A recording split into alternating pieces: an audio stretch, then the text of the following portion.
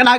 កម្ពុជាតវ៉ាដាច់អាហារការប្រឆាំងនឹងការដាក់កងទ័ពរបស់កងកម្លាំងថៃនៅតំបន់អានសេកម្ពុជាប្រឆាំងតវ៉ាជាផ្លូវការប្រឆាំងនឹងការដាក់កងទ័ពចំនួន3នៅថ្ងៃទី3ខែកុម្ភៈឆ្នាំ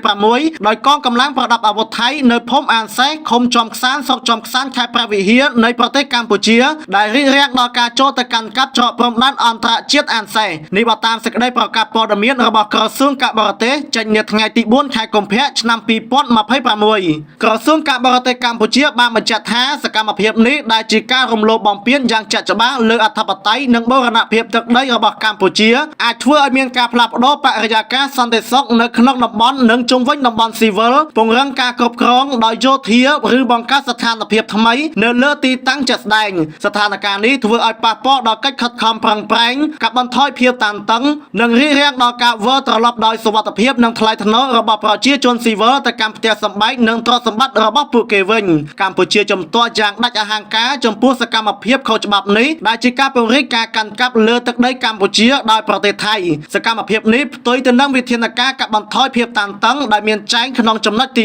1នៃសេចក្តីប្រកាសរួមនៃកិច្ចប្រជុំពិសេសលើកទី3របស់គណៈកម្មាធិការព្រំដែនទូទៅនៅថ្ងៃទី27ខែធ្នូឆ្នាំ2025ព្រមទាំងបំពេញទៅនឹងធម្មនុញ្ញអង្គការសហប្រជាជាតិនិងធម្មនុញ្ញអាស៊ានកម្ពុជាសូមបញ្ជាក់សារជាថ្មីនៅការបដិញ្ញាចិត្តយ៉ាងខ្ជាប់ខ្ជួននិងឥតងាករេក្នុងការស្វែងរកដំណោះស្រាយប្រកបដោយមិត្តភាពចំពោះចំនួនព្រំដែនទាំងអស់ជាមួយប្រទេសថៃក៏ដូចជាប្រទេសជិតខាងទាំងអស់តាមរយៈមធ្យោបាយសន្តិភាពស្របតាមច្បាប់អន្តរជាតិទន្ទឹមនឹងនេះកម្ពុជាក៏ប្រកាន់ភ្ជាប់នៅគោលជំហរជាគោលការណ៍ថាព្រំដែនមិនត្រូវផ្លាស់ប្ដូរដោយកងកម្លាំងឡើយ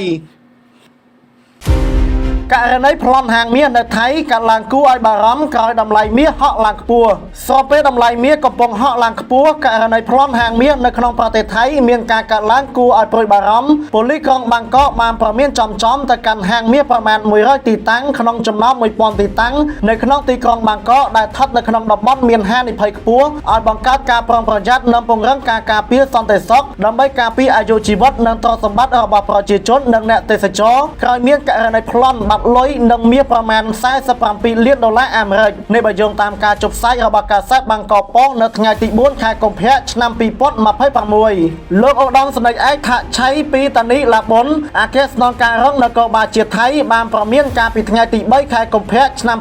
2026នេះថាក្នុងចំណោមហាងមាសប្រមាណ1000កន្លែងនៅក្នុងទីក្រុងបាងកកមានប្រមាណ100កន្លែងកំពុងស្ថិតក្នុងតំបន់ក្រហមដែលងាយនឹងរងគ្រោះដោយសារការប្លន់មេប៉ូលីសរូបនេះបានជំរុញឲ្យអាជីវករលក់មាសដែលស្ថិតនៅក្នុងតំបន់ហានិភ័យទាំងនេះគួរពិចារណាជួបភ្នាក់ងារសន្តិសុខនិងដំឡើងរបាំងដែកការពារនិងប្រព័ន្ធសុវត្ថិភាពបច្ចេកវិទ្យានិងត្រូវប្រកាសថាហាងមាសមានការធានារ៉ាប់រងគ្រប់គ្រាន់ដើម្បីកាត់បន្ថយហានិភ័យសេដ្ឋកិច្ចលោកបានសង្កត់ធ្ងន់ថាបញ្ហានេះមិនត្រឹមតែបង្កផលប៉ះពាល់ដល់សេដ្ឋកិច្ចសង្គមនិងសុវត្ថិភាពប្រជាជនប៉ុណ្ណោះទេថែមទាំងភ្ញៀវទេសចរថែមទៀតផងការប្រមាននេះបានធ្វើឡើងបន្ទាប់ពីមានករណីប្លន់ហាងមាសដ៏គួរឲ្យភ័យខ្លាចមួយបានកើតឡើងកាលពីថ្ងៃសុក្រសប្តាហ៍មុននៅក្នុងហាងទំនើបមួយក្នុងទីក្រុងបាងកកដោយក្រុមចោរប្លន់បានប្រមូលយកគ្រឿងអលង្ការមាសនិងសាច់ប្រាក់ប្រមាណ47លានដុល្លាររួចរត់គេចខ្លួនបាត់ស្រមោលអ្វីដែលគួរឲ្យបារម្ភករណីប្លន់មួយចំនួនថែមទាំងមានការបាញ់សម្លាប់មនុស្សយ៉ាងសាហាវឃោរឃៅទៀតផងអ្នកជំនាញលើកឡើងថាការកើតឡើងអំពីការប្លន់ហាងមាសនេះបានកើតឡើងក្រោយតម្លៃមាសហក់ឡើងខ្ពស់នៅក្នុងមួយរយៈចុងក្រោយនេះជាក់ស្ដែងនៅក្នុងរយៈពេល12ខែចុងក្រោយនេះតម្លៃមាសដុំនៅក្នុងប្រទេសថៃបានហក់ឡើងរហូតដល់56%ក្នុងប្រទេសថៃនៅក្នុងប្រទេសថៃហាងមាសធំនិងមធ្យមភាគច្រើនដំណើរការនៅក្នុងផ្សារទំនើបធំដែលធ្វើឲ្យការប្លន់ហាងមាសម្ដងបានបង្កឲ្យមានការភ្ញាក់ផ្អើលនិងគំរាមកំហែងយ៉ាងខ្លាំងដល់សន្តិសុខសាធារណៈលោកសង្ឃបែកកាំនៅប្រទេសថៃ4អង្គត្រូវបានឃាត់ខ្លួននៅខេត្តឈុនបុរីពីបទប្រើប្រាស់គ្រឿងញៀននិងរក្សាទុកវីដេអូជាមួយនឹងឧបករណ៍អះអាភាសខុសច្បាប់ជាច្រើនទៀតយោងតាមការចុះផ្សាយរបស់កាសែត New Type កាលពីថ្ងៃទី3ខែកុម្ភៈឆ្នាំ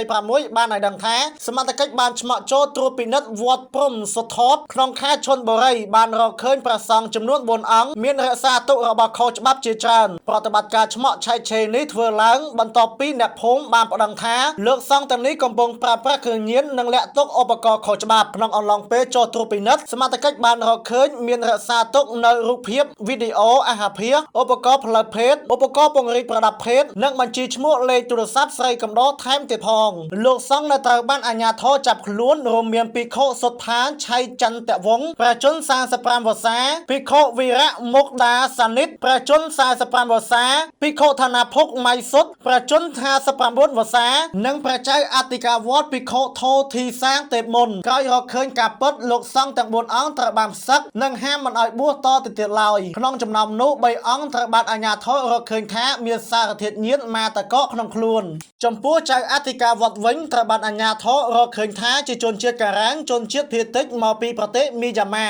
និងមិនមានឈ្មោះក្នុងបញ្ជីឆៃយ៉ាប័ត្រត្រឹមត្រូវឡើយចៅអធិការវត្តអង្គនេះត្រូវបានបញ្ជូនទៅកាន់មន្ទីរអន្តោប្រវេសន៍ដើម្បីស៊ើបអង្កេតនិងបណ្តេញចេញពីប្រទេសថៃចំណែកលោកសុទ្ធផាចៃដែលមានសារធាតុញៀនបានសារភាពថាខ្លួនប្រើប្រាស់គ្រឿងញៀនដើម្បីបំបត្តិការឈឺចាប់ពីជំងឺទឹកនោមផ្អែមនិងលើសឈាមរឿងអាសើរបស់ព្រះសង្ឃថៃចុងក្រោយនេះបានកើតឡើងបន្ទាប់ពីធ្លាប់មានរឿងរ៉ាវធំកាលពីខែកក្កដាឆ្នាំ2025ដែលមានស្ត្រីម្នាក់ឈ្មោះស៊ីកាហ្គលត្រូវបានចាប់ខ្លួនពីបទគំរាមទារប្រាក់ពីព្រះសង្ឃជាន់ខ្ពស់ជាច្រើនអង្គដោយប្រើរូបភាពនិងវីដេអូអាហារភាសកាលនោះនាងបានគំរាមទារប្រាក់សរុបប្រហែល387លានបាតគឺជាង10លានដុល្លារអាមេរិកទោះបីជាព្រះពុទ្ធសាសនាគឺជាសាសនាធំនៅក្នុងប្រទេសថៃក៏ដោយប៉ុន្តែព្រះសង្ឃថៃតែងតែប្រឈមមុខនឹងរឿងអាស្រូវផ្លូវភេទជាបន្តបន្ទាប់